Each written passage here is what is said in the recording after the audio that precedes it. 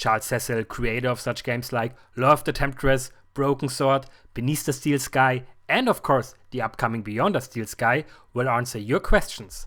Heute beantwortet Charles Cecil die Fragen, die ihr ihm in unserer Community gestellt habt. Mit mir dabei ist mein Kollege Jan Schneider und natürlich Charles Cecil himself. Schönen guten Abend, Charles. Guten Abend. Wie geht es Ihnen? That's you are like danke. A German. Yeah, perfect. Awesome. Dankeschön. Ich habe kleine Deutsch gelernt.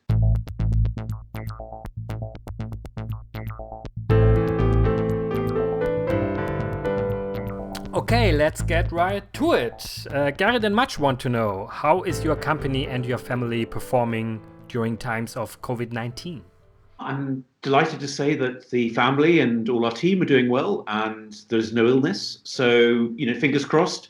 But it is very strange. And both Germany and the UK have been quite badly hit. And we hope and offer our best wishes to everybody and hope that it all ends very soon, I guess. How is your company actually performing in times of COVID-19? Does it have any influences? Do you know what? 6 months ago, it would have been terrible. But we're reaching, we're not far off now for Beyond the Steel Sky. And we encouraged and then had to ask people to work from home. I'm still working from the studio because I can walk in, but there's nobody else. And so I have lots of space, and that's lovely. And people are working from home very efficiently. It's what, I guess, Scrum was always designed to have remote teams. And every morning we have a Scrum meeting. And it's actually not affected us too badly at all so far. And let's just hope, obviously, if team members get ill, that would be profound. But as it stands, thankfully, we're very lucky in that it's not affecting us too badly. And our team is very European. Am I allowed to talk about European? When I say European, I mean, of course, it's the English way. It's the rest of Europe. But our producer is Norwegian, and he's in Norway. And our CTO is Dutch. He's in the Netherlands. Our one of the lead technical art guys is in Rome. So we were always geared to having people all over Europe, in particular, working from home offices. So that is what we were set up to. That was the way that we set up to work. So you are able to work on your current release, which is Beyond a Steel Sky, the pretty much second part to Beneath a Steel Sky. And of course, a lot of our community members have a lot of different questions. And the one we always hear, and I'm not sure if we can get an answer from you, is how long do we still have to wait for the release of Beyond the Steel Sky? And especially for Apple Arcade and PC. Okay, well, that's a really good question. And what I've fallen into the trap so often of saying it's going to take this amount of time, and then it doesn't.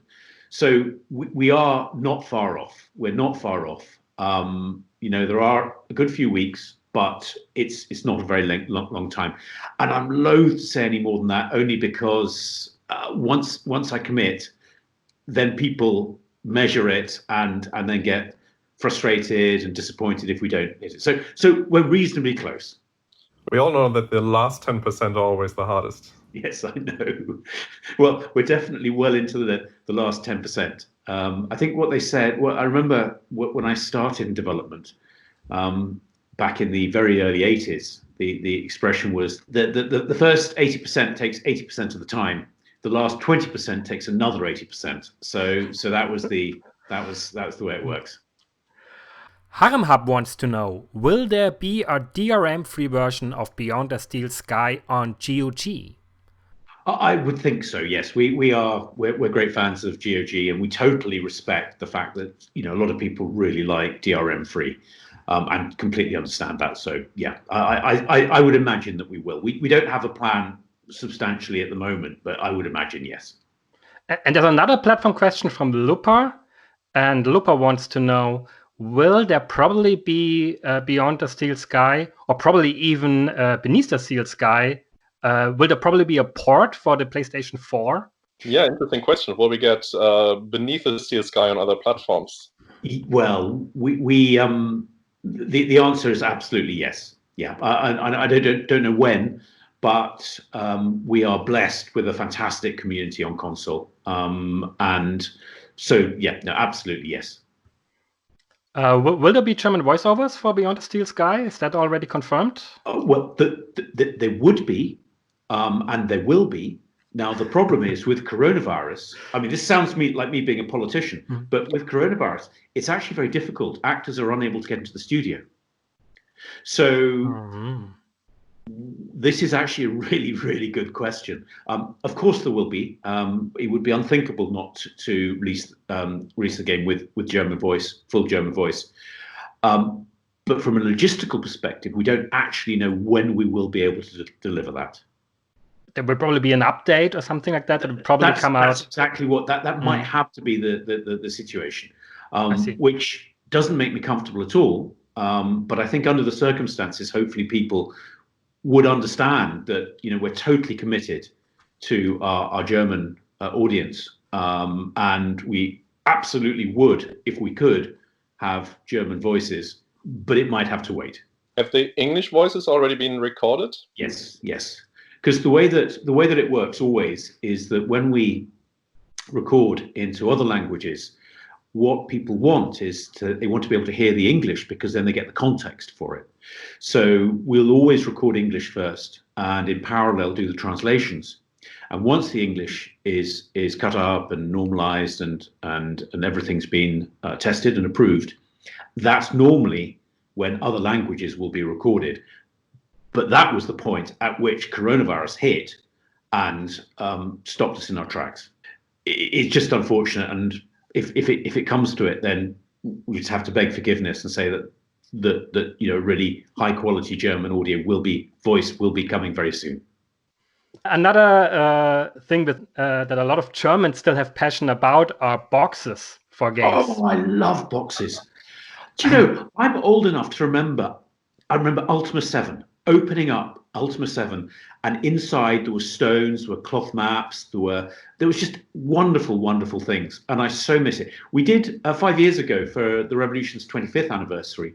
We actually did a box that was full of really cool things. It had, broken sword USB stick. It had music, DVDs. It had posters. It had other things that I've forgotten about. And it was sort of quite small and compact, and it was just joyful. And that's, absolutely. I love boxes as well, and we will definitely do a box. There's absolutely no question at all. For Beyond the Steel Sky. Yes.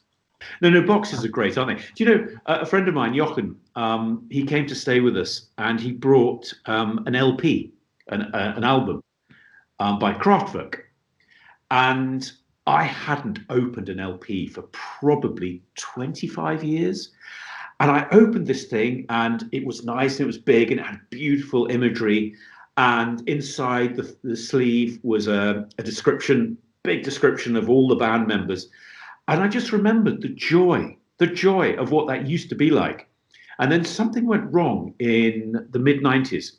And instead of boxes full of wonderful things, what publishers did, I think it was the move to CD, is, if you remember, suddenly they just put a CD, a bit of cardboard to hold the CD, and that was it. And everything was then put digitally on the CD. And a lot was lost when that happened. There were a couple of games which had a CD version and a floppy version in the same box. I would suggest to put Beneath the Steel Sky on a floppy in the box. But you know that Beneath the Steel Sky released on Amiga, and I think it was 16 floppy disks. It was insane, and nobody complained. And the CD32 had just come out, so we recorded the voices, and it all went on, and we had this sort of wonderful thing. We had, the CD player, and everybody thought, when if you think, 20, 25 years ago, there were many things that we looked into the future and we knew would happen. We knew there would be flying cars. We knew there would be skateboards, hoverboards that went around. But the two things that I would never, ever have predicted in my wildest dreams is that kids would still be going into record shops and getting LPs and buying them. And secondly, that people would be smoking cigarettes that glowed blue at the end. Those two, we would never have seen that coming. Another general question from Much about boxes. When do box releases make sense in your eyes? Or is digital the only way to go now? I think as special boxes, absolutely. I think releasing a box at the same time as digital that goes into retail is harder to justify. But like in so many things in life, Germany leads the way, and and I think you're amazing, Charles.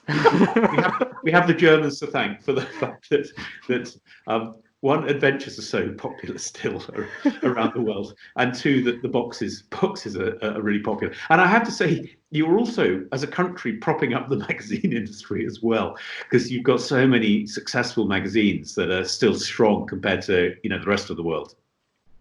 Yeah, people are still carrying slips of paper to their bank branch to make a bank transfer. Really? I've just put down a few questions about Beyond the Steel Sky, because that's clearly the next big thing. One question I had was that, fan favorite has always been Joey. So I guess it's fair to say that he'll be back in one form or another and beyond. That's a really good question. So should I answer that one first? Yeah, please. Yeah. Well, what we did was, when we first started planning, is we wanted to write a game that, one, absolutely appealed to fans of Beneath the Steel Sky, but secondly, could be played by somebody who knew nothing about the game, and so they could play it as a standalone. So all of the information that you need about the original is peppered in with the rest of the new game, Beyond the Steel Sky. But certainly we sat down and we tried to work out what we thought fans would really want. And the first one was, of course, the relationship between Foster and Joey. Secondly was to go back to Union City and to see it in full 3D in its glory. And I hope if you've managed to play the game, you'll see that actually it does look really nice in the city at the moment. And to have both a sense of familiarity, but also the sense that there's so much new, and to get that combination. So that's a very long way of answering your question, which is, yes, Joey is a very important part of this game. Yeah, will we see other characters or maybe locations within Union City that fans from the first part still remember? We will, and it would be a big spoiler to say too much, but there will be characters that make a reappearance, and there will be locations that make a reappearance as well. They look great, actually, I have to say. But as I keep saying, you don't need to have played the original game to really enjoy this one. Yeah, you mentioned the look. So if you played the demo, it's noticeable that it's got a very unique 3D look. It is 3D. It did remind me a little bit of Borderlands from the look, but it still has its own very character. Can you talk a bit about the process that made you find this look? Yes, of course. So, I mean, we are great fans of Borderlands. The technology is quite different.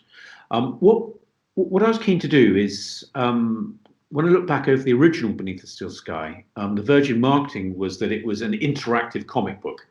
Now, I think that probably bears absolutely no truth whatsoever, in that it wasn't an interactive comic. It didn't look like a comic book.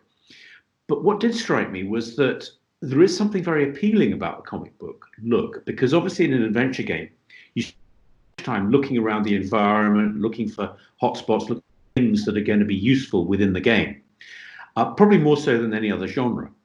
So by creating a style that very much fitted within Dave Gibbons's comic book style, we could also, I felt, enhance the gameplay by creating this sort of toon look, which made the backgrounds easier to scan and the things that are relevant more obvious. So the way that we do it is a post-processor, whereby very much bringing forward what we did from cell shading, which is where you use ink and paint. So you an animator will draw the line.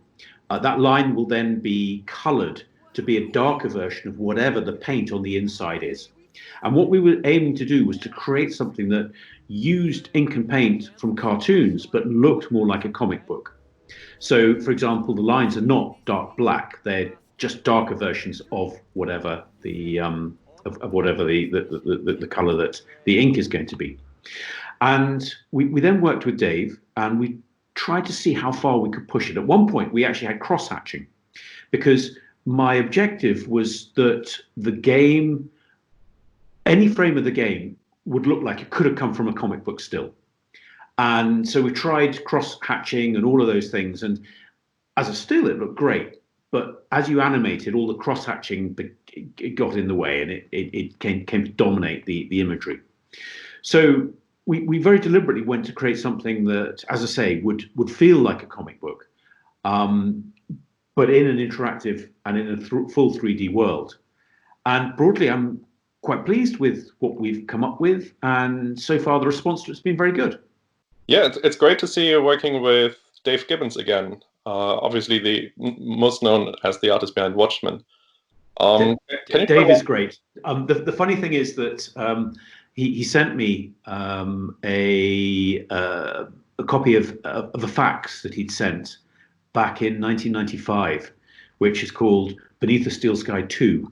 So we've been talking about a sequel now for 25 years. But the big difference, of course, is that the ability to self-publish, the ability to work with publishers on a more equitable basis, because we have direct relationships with our community, all of these things has made it feasible in a way that it wouldn't have been, up until quite recently. Yeah, was he happy to be involved in a 3D project? I don't know if he's known for 3D work. Dave is great. He keeps saying that it looks every bit as, if not a lot better than he ever imagined it to be. He's been a huge fan. Dave's a terrific collaborator. He designed all our characters. From the original game, he even went further, and we gave him an Amiga and D-Paint 3, and he actually created some of the characters himself. And he got really excited. He described it as like a mosaic where you use very subtle color changes to suggest things. From a 3D perspective, I mean, his son Dan is a gamer. He's not. Dave's not. I think he was very receptive, but he's been really, he's contributed enormously, but he's always been very enthusiastic and very encouraging in the way that he's given his feedback about the game and the way it looks. The demo shows that you're again putting a lot of emphasis on puzzles. It's not just a pure narrative game. There are lots of puzzles in there, and some unusual ones even. Was it hard to resist the urge to go to a less puzzle-driven gameplay like Telltale did, or Life is Strange, for example? I love Telltale, and I really love Life is Strange. I think Don't Nod are fantastic. Yeah. What this is, right from the very beginning, we were saying this is unashamedly an adventure game. These are puzzles that people will come to recognize. You have an inventory, you use inventory objects. But what I wanted to do was pull that up slightly and to have a base to give a wider range of puzzle opportunities. So our very first game was called Lure of the Temptress. And in Lure of the Temptress, we created something that at the time felt very revolutionary called virtual theatre. And that was that characters would walk around the world talking to each other, swapping ideas, and it felt very dynamic. The problem in 2D was that when a character walked off the screen, then they were effectively lost until they resurfaced later. So if you needed to find someone, you could spend your time wandering around and keeping missing them, which was frustrating. And the other element that we used in Lure of the Temptress was the idea that you could give commands to one of your helpers, to your helper called Rat Pouch. So you could string together, tell Rat Pouch to go to this room, and it'd give you a list of the rooms that you visited or seen and it would give you a list of the items that you knew existed in that world. So it felt very dynamic. The problem was that very quickly I discovered that you'd give tasks to Rat Pouch that you couldn't do as yourself. And the problem with that was that we kept on having to come up with reasons why you couldn't do them yourself. So in the first one, which worked very well, there's a Skull, which is like an orc, and you can't get past him, but Rat Pouch can, so you send him off and you do that. And then we went, oh yes, he's burnt his arm, so he can't push the wall, tell Rat Pouch to do it. But very quickly we ran out of things to tell him to do. And that meant that when we wrote our second game, which was the original Beneath the Steel Sky, there was actually a lot less virtual theatre. But there is one character called Gilbert Lamb, who's a Yorkshireman, and he's very proud of the fact that the last 5 beavers in the world made his coat. And I think it's very unfair, by the way, that Yorkshire folk get such a hard time. Since I live in York, which is at the heart of Yorkshire, I have to be a little bit careful about these things. But hopefully none of this will leak out to my compatriots out there. Anyway, so with Beneath the Steel Sky, Lamb follows a route. He goes he visits his factory and then gets the elevator, and as long as he's got approval, he goes down, goes to his apartment. And I was very proud of one of the puzzles that we had, which is whereby you can subvert the system and you can stop him having authority, which means that he gives you his card, and then that opens up an opportunity, which felt very dynamic to me. So what I did when we first started is I looked back at the puzzles that I thought worked really well, and that one felt like a very fresh and a dynamic setup for a puzzle. So what we've done is we've reintroduced virtual theatre, the idea that characters walk around, so you can sit and just watch the world go by.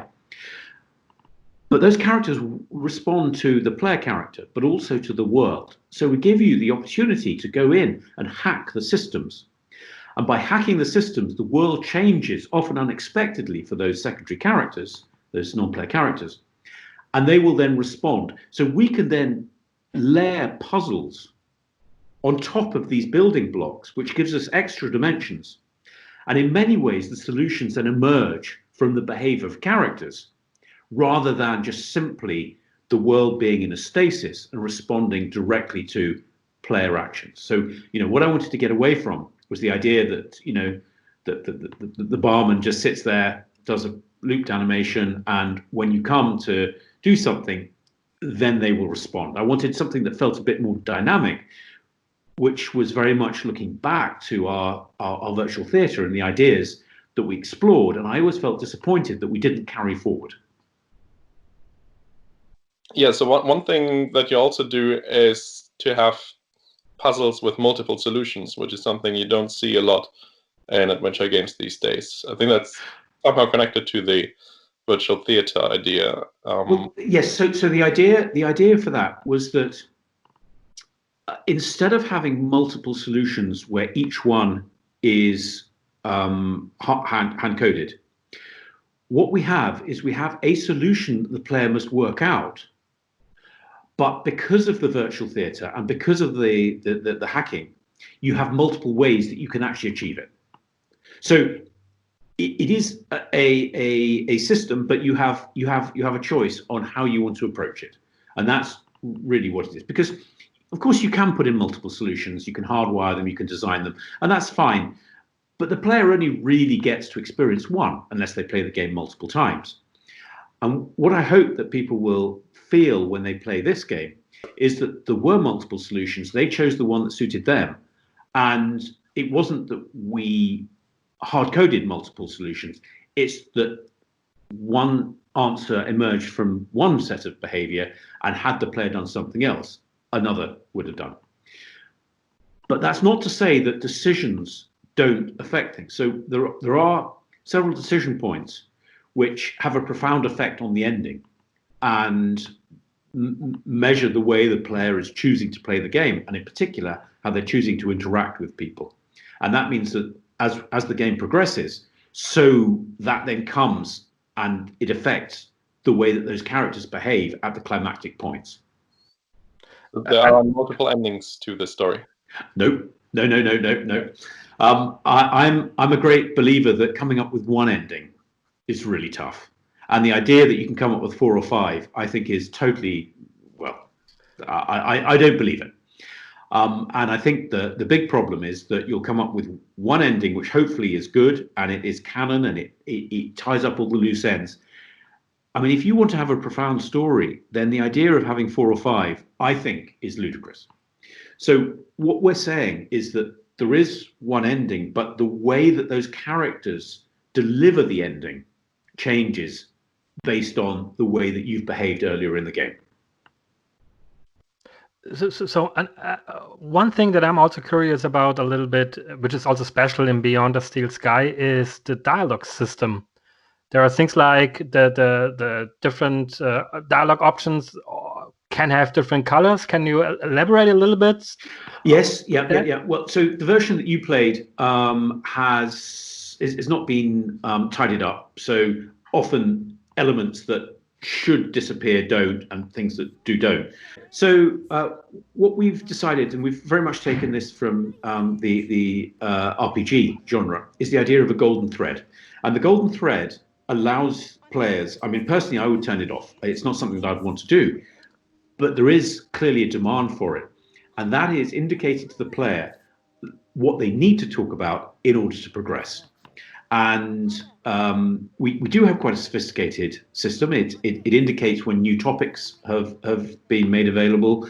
It indicates when topics are exhausted. And as I say, if you choose to turn it on, it'll give you the golden thread as well, which will allow you to talk about only the things that are vital rather than the world building around it.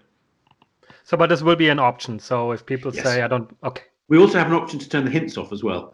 Because, of course, as designers, we go, well, people shouldn't need hints. And hopefully people won't need the hints because as they explore the world, I mean, one of the things about point-and-click adventures, of course, is that, particularly the old ones were based on slapstick solutions, which you kind of encountered by trying multiple solutions and eventually stumbled on a solution.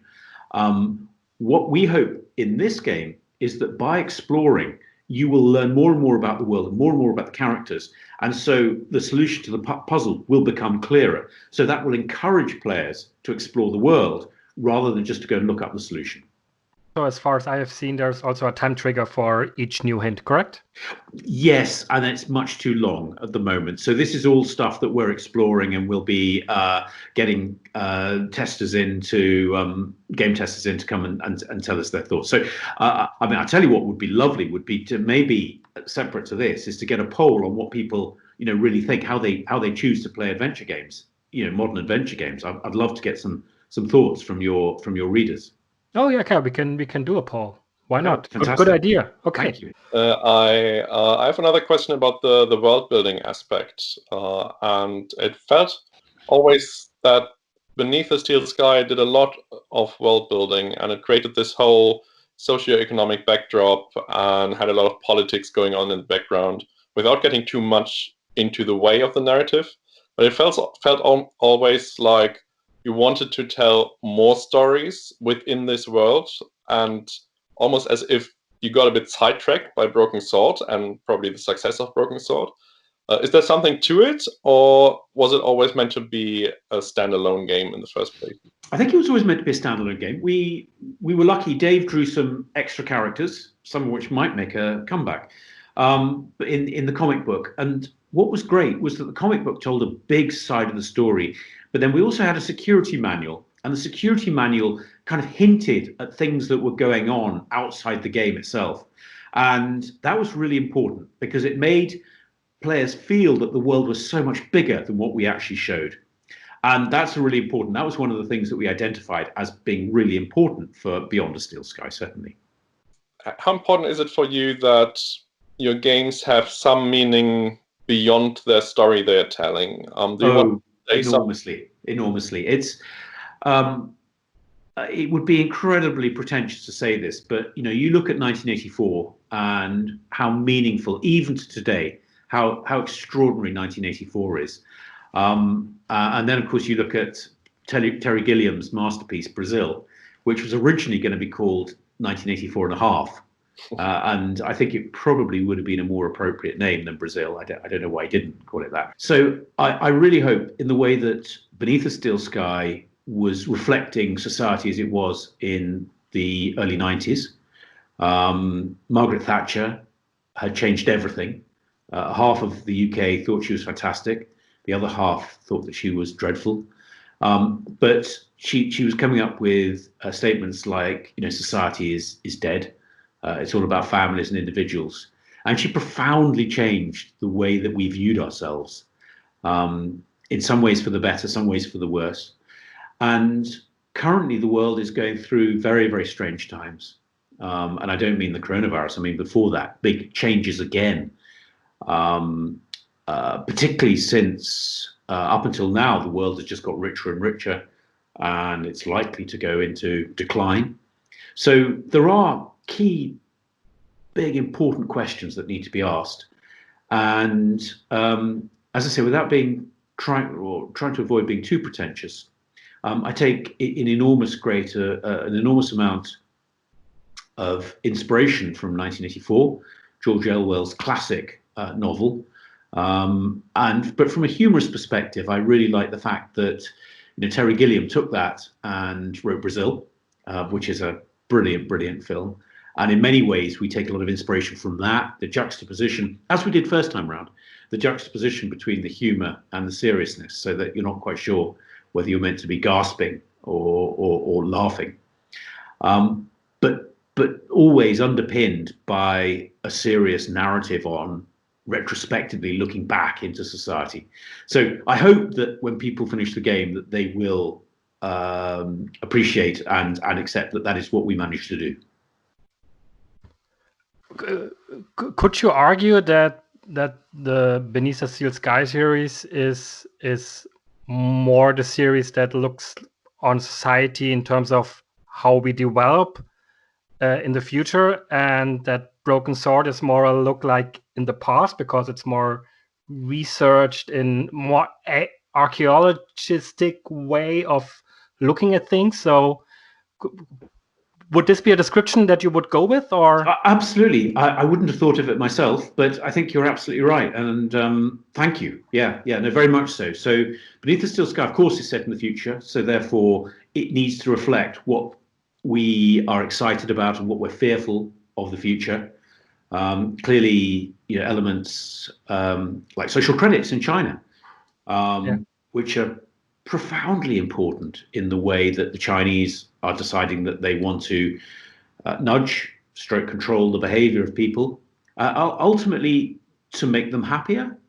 But then again, what is happiness? How do you define happiness? How do you make people, how do you nudge people to be happy and give them self-determination and free will? These are all things that we explore. We need to ask you some questions about Broken Sword, obviously, and Mario TK wants to know, if there is another Broken Sword, do you consider revisiting old places like Paris, or probably even consider new places like places in Germany? Yes, it's ridiculous, and there will absolutely be a new Broken Sword soon. It's something that I'm in the process of. Ideas are going around. I've got some really nice ideas. I promise you it'll be really good. And of course we'll come to Germany because, Germany's got such an extraordinary, it's got so many wonderful old castles, and it's got, an amazing medieval history. Wolfram von Eschenbach, of course, from Eschenbach, which I believe is in Bavaria, wrote a very interesting poem called Parzival. I'm particularly intrigued by that. So yes, of course we'll come to Germany because there are so many good reasons to do so. And now that you have developed this new comic style look in Beneath the Steel Sky 2, or Beyond the Steel Sky, sorry, with the Unreal Engine, is this something you would be willing to looking at, or would you say? Well, I haven't decided, but I think that people love the control system of of Broken Sword, stroke Baphomet's Fluch, and I currently think that we should stick to the same general look. Use technology absolutely as aggressively, as ambitiously as we can, but I am loath to change the formula too much and have no expectation of doing so. And the last question comes from Match, and it's pretty simple, a personal one, but not too personal. Do you and your friends actually still like playing adventure games? Very much so. And but when I say adventure games, I would cover the broad gamut of adventures. So yes, of course, we love point and click.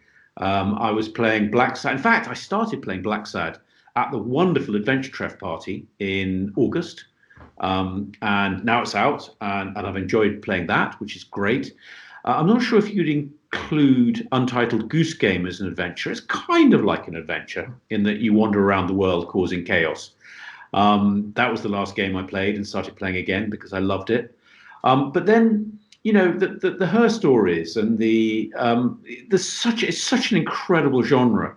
So yeah, no, very much so. And it's a privilege to be still writing games. I mean, I actually wrote my first game in 1981.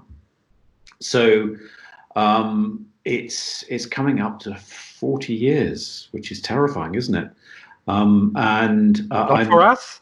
And I'm aware that it's a huge privilege to still be writing adventure games after all this time. And you know, sometimes people ask me what excites me the most, and it's undoubtedly it's the passion that people have for the stories and the way they're told, and the puzzles. And often people remember playing with friends or playing with loved ones, and their relationship is very much defined by the fact that people were solving puzzles together, and in doing so driving the narrative forward. And adventure games mean an awful lot to an awful lot of people, and it's as I say, it's a huge privilege to still be able to write them for fans of adventures. And Charles, it was a huge privilege for us to talk to you and feel your passion for creating these great adventure games. We're really looking forward to Beyond the Steel Sky. Thank you so much for answering our questions.